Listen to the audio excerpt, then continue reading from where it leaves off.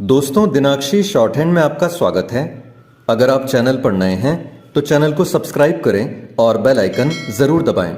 इस डिक्टेशन की advance outlines और वाक्यांश आप हमारे पेड बैच से प्राप्त कर सकते हैं। हमारे पेड बैच में आपको प्रतिदिन सभी डिक्टेशंस की एडवांस आउटलाइंस और वाक्यांश दिए जाते हैं और कुछ ऐसी डिक्टेशंस जो केवल पेड मेंबर्स को ही प्राप्त होती हैं। हमारे पेड बैच को ज्वाइन करने के लिए और बैच के बारे में संपूर्ण जानकारी प्राप्त करने के लिए आप डिस्क्रिप्शन बॉक्स में दिए गए मोबाइल नंबर पर व्हाट्सएप कर सकते हैं। इस डिक्टेशन की डेमो आउटलाइंस आप हमारे टेलीग्राम ग्रुप से प्राप्त कर सकते हैं। तो चलिए डिक्टेशन को स्टार्ट करते हैं। डिक्टेशन 5 सेकंड बाद स्टार्ट होगी।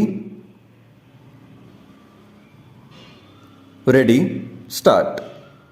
लोकसभा में आम बजट पर चर्चा करते हुए नेता प्रतिपक्ष राहुल गांधी ने जिस तरह अपना यह पुराना आरोप नए सिरे से दोहराया कि बजट बनाने वालों में कोई SC ST और OBC अधिकारी नहीं होता, उससे यदि कुछ स्पष्ट है तो यही कि वह समाज को बांटने वाली विभाजनकारी राजनीति पर अड़े हैं।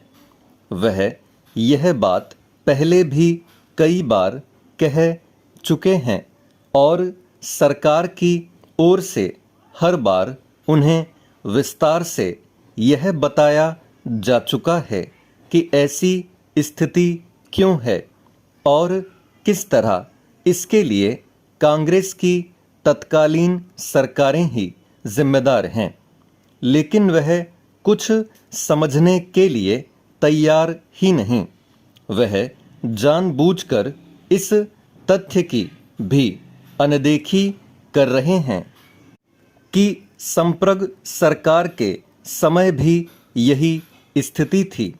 वैसे तो उच्च स्तर की नौकरशाही में यथासंभव सभी वर्गों का प्रतिनिधित्व होना चाहिए, लेकिन शासन के हर फैसले में शामिल अधिकारियों की जाति गिनना खतरनाक जातिवादी राजनीति है।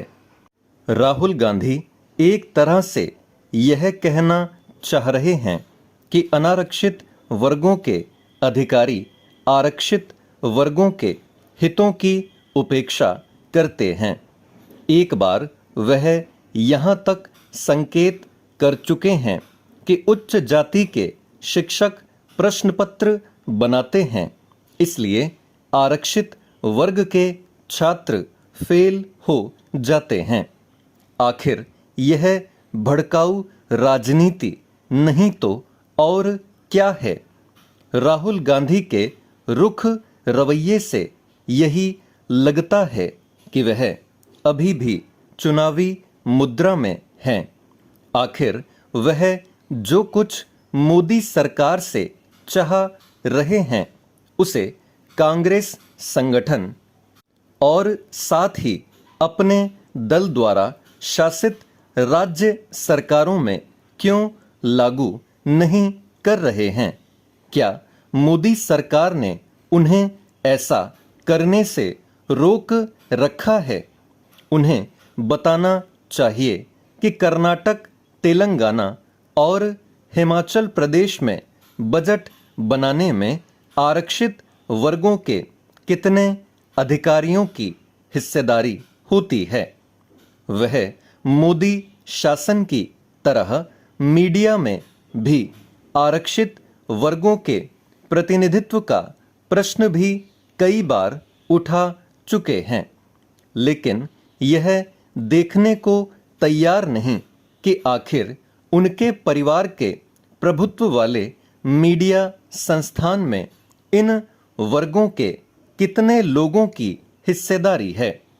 राहुल गांधी ने बजट पर सरकार को घेरने के लिए महाभारत का उल्लेख करते हुए यह भी कह डाला कि जैसे अभिमन्यु को चक्रव्यूह में घेर लिया गया था, उसी तरह देश को भी मोदी सरकार ने घेर रखा है। उन्होंने प्रधानमंत्री समेत जिन 6 लोगों को इस घेराबंदी के लिए जिम्मेदार ठहराया, उसमें अंबानी अडानी के साथ राष्ट्रीय सुरक्षा सलाहकार और आरएसएस प्रमुख को भी शामिल कर लिया। स्टॉप।